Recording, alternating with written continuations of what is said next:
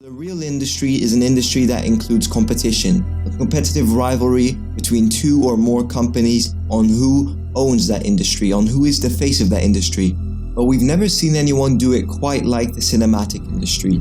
Now, when you think of cinema, you think of Jurassic Park, Fast and Furious, The Lord of the Rings, James Bond, Harry Potter, Star Wars, until you get down to the Marvel and DC cinematic universes. Now, of course, these are the biggest film franchises in the world, clearly having the most fans out of any cinematic industry ever created. Don't believe me? Check box office records. I mean, everything that Marvel and DC have created has amounted to something special that will carry on for generations.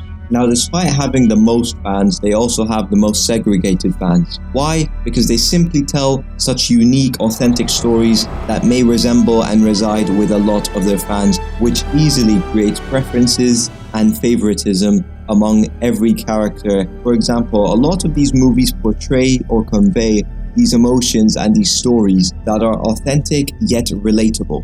For example, we see in the first Avengers, Bruce Banner talks about how depressing it is to live with Hulk forever, leading him to wanting to destroy himself within the movie several times. In case you needed to kill me, but you can't. I know, I tried. I got low. I didn't see an end, so I put a bullet in my mouth and the other guy spit it out. At the end of the first Avengers, Iron Man, obviously saving New York from that nuclear missile, went into space, and for a string of movies, carried on with PTSD and anxiety from that event.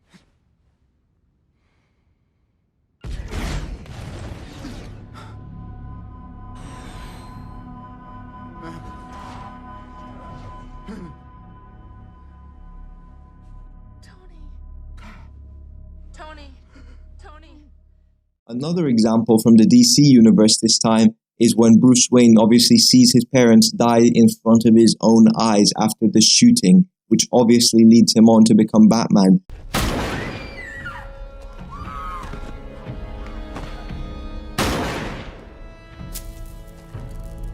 These themes and these redemption arcs that these two universes convey just inspire and I guess distract people for a comfort away from their real life problems. And that is why a lot of people are drawn to these movies. And come to think of it, that is the whole reason I started this channel. Because these films impact me, these films impact people. We feel these themes, we feel these emotions, we learn these lessons, we watch these stories, and yet it is so relatable that we feel that it's possible in another world. So ladies and gentlemen, let's find out how an explainable, multiversal crossover between the DC and Marvel universe could go down to shatter the box office.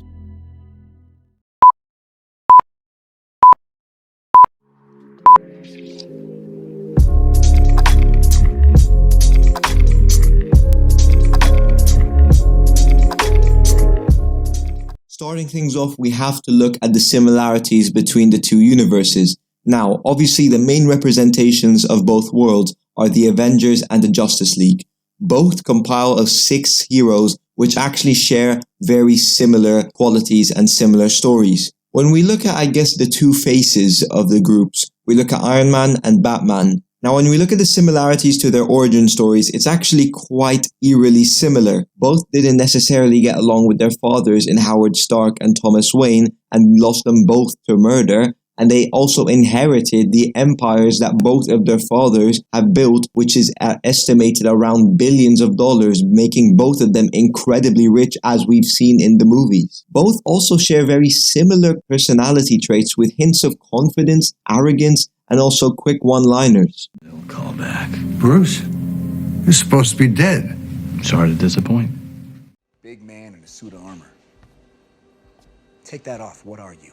Genius, billionaire, playboy, philanthropist. Both have built with their own hands everything that they use to fight, including gadgets and weapons. Maybe I'm reaching, but there are a lot of similarities. I mean, I can give you more Hawkeye and Green Arrow, a literal replica when we look at the Black Cat and Catwoman. Doctor Strange, Dr. Fate, Thanos, Darkseid, Deadpool, Deathstroke. I mean, the similarities are endless. Theoretically, all I'm asking for is that we have a Civil War style fight. Instead of Team Iron Man and Team Captain America, we have a Justice League against the Avengers. But obviously, that can't happen. Why? Well, first of all, practically all the Avengers are dead. I mean, all we have left are Thor, who is, I guess, having a new movie where people are saying he might die. Hulk, who's just gone missing. And then you have, obviously, Hawkeye, which we saw at the end of his series, go back home, maybe retiring. And then the rest of the original Avengers are all either dead or rotting away in his sleep. Now, obviously, we now know that a lot of new Avenger characters have been introduced, like Spider-Man, who is now in the Avengers Initiative. You have the likes of Doctor Strange, obviously. You have the likes of Captain Marvel, who we saw at the end of that Shang-Chi post-credit scene. There are so many new characters who are coming in to replace them, and I'm all for it. Even the likes of Wanda, who would take out the Justice League on her own. We're now in a new phase where all the original characters are gone and probably won't return as the old actors and come in as variants, like Tom Cruise becoming the new superior Iron Man. However, with the incredible trailer that dropped for Doctor Strange Multiverse of Madness, we have seen that it is possible for some variants of the old actors, the old characters, to come back. We saw it with Professor X. We should tell him the truth.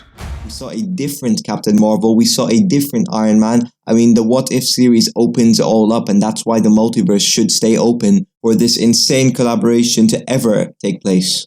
So let's think logically of how this would go down. Now, the last two franchises I remember collaborating is obviously Kong against Godzilla. Now, if we recap the movie, you can remember that Kong and Godzilla, after a couple of battles, after beating the hell out of each other for a couple of minutes, ended up with the movie fighting together against the Mecha Godzilla as they saw a third enemy, and obviously went their separate ways. Why? Because if they ended the movie with one of the two franchises going down, that would take down a whole fan base with it. If we look at another example, we can go to Civil War, Iron Man against Captain America, and that final battle scene. However, there is one major difference that we will discover in the next example I'm going to give, and that's the fact that they were together fighting one enemy, which was Zemo, the man who was obviously trying to tear the Avengers apart, and Bucky, who was under his control.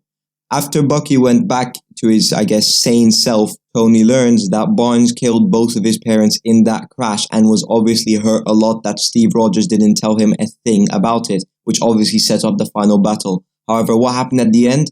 After beating the hell out of each other for a couple of minutes, they went their separate ways. Why? Because they couldn't take down one franchise, because if they did, they would be taking a whole fan base with it. Now, with this final example coming from DC, it is again the same exact plot, however kind of reversed.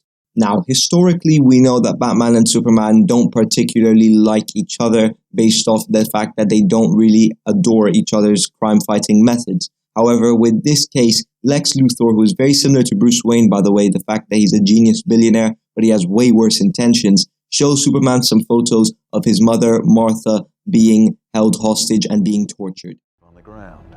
How about you? Close, but I am not talking about Lois.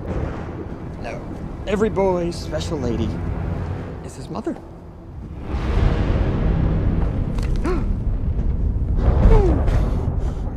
Martha. Well, the mother of a flying demon must be a witch. The punishment for witches, what is that? That's right, death by fire.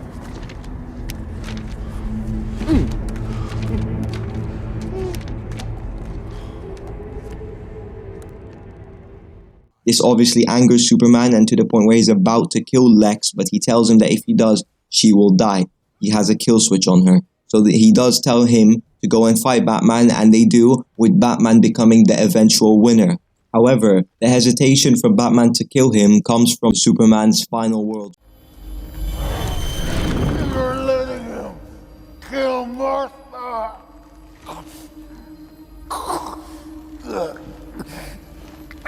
What does that mean?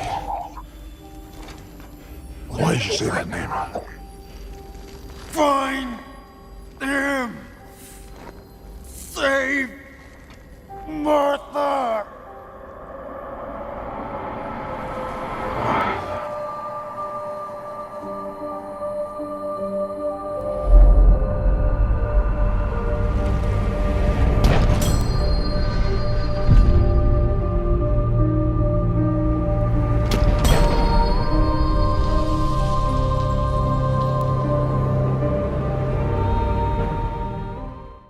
Which hesitates him and stops him from killing him, and then they result to team up as usual. It's a running theme. They cannot take down a franchise, because if you take down a franchise, the entire franchise's fan base goes down with it, and then it leads to a final battle with Lex Luthor's creation, which he bought with the time that they were fighting together, of creating this villain called Doomsday, a villain entirely made from kryptonite. Basically, his ideal plan was Superman to kill Batman, which should happen. I mean, let's be honest, there is no way in hell if they fight without plot armor, Superman would lose to Batman. He would easily destroy him. But anyway, even a kryptonite-induced being in Doomsday couldn't beat Batman, Superman, and Wonder Woman, which obviously ended with Batman and Superman going their separate ways, as we've seen again and again.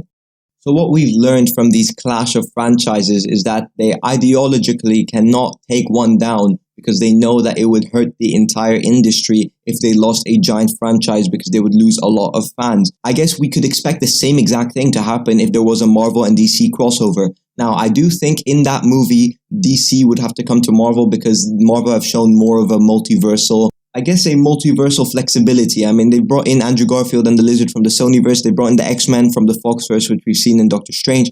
They do have a way, I guess, of buying rights or sharing the rights with other companies to bring into the MCU and only expand the empire that they have built. So I do think they would have to figure out a way, maybe at the end of Doctor Strange, same with No Way Home, because the whole ideology of the House of M is the fact that Wanda has built this universe. The entire world is just filled with heroes, and that there is no version, no other timeline, and that the whole MCU is kind of a hex, kind of like what she did with Westview.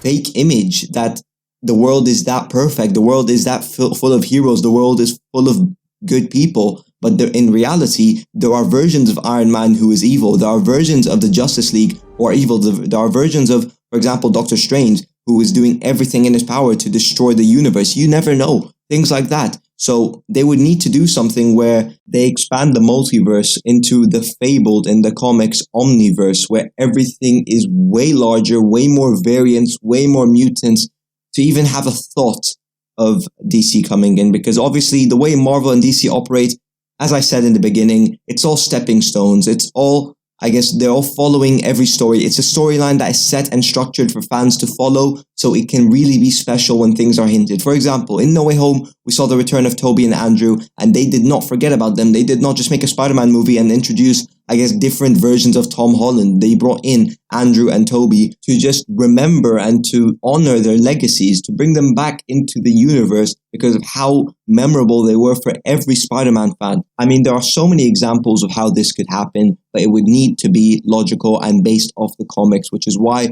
Marvel and DC are so successful, because they are authentic and they do things based off things that they've stood for generations. So for me, I do think that it is possible, especially with how Marvel are operating right now, with this multiversal phase we're going through. And I think it could be even more clearer. Maybe I'll make another video following up on this after Doctor Strange.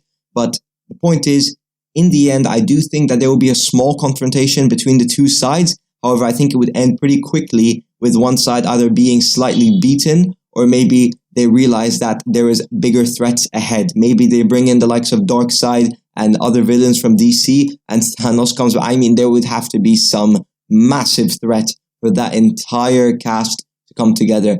Obviously, if we take a step back from our ideal utopia world and we look at it from a legal and financial perspective, it would be one of the biggest budgets spent on a movie ever, because the amount of castings, the amount of stunt doubles, the amount of staff, the amount of directors and writers, they need to, I guess, away from even the financials, look at the legal perspective, see who's that guy in the chair. Guy in the chair. Is that guy in the chair going to be from Marvel? Is that guy in the chair going to be from DC? I mean, you can just imagine the amount of conjuring arguments that would happen within that boardroom. Virtually, we are talking about a movie that, if the cards were played right, it is easily the most anticipated, the most audacious, the most profitable, the greatest movie of all time. It would shatter the box office to a point where there wouldn't be any competition between first and second. I mean, it would just be such a spectacle, and the hype around it would be unmatched. It's like No Way Home on steroids. So yeah, it would just be such a fantastic thing to see. And we'll just have to wait and see if Marvel do anything like that. But right now, we have the Batman coming out, Doctor Strange coming out, Black Panther, Thor, obviously the animated Miles Morales movie as well coming out, and a lot more DC projects as well. So yeah, the future looks really bright. If you guys have any questions about any of my theories or any of the universes, I'll be more than happy to answer them down below in the comments. Thank you guys so much for watching. Make sure to like this video and subscribe. This is obviously the first video on the channel and hopefully of many more. So take care, and I'll see you in the next one.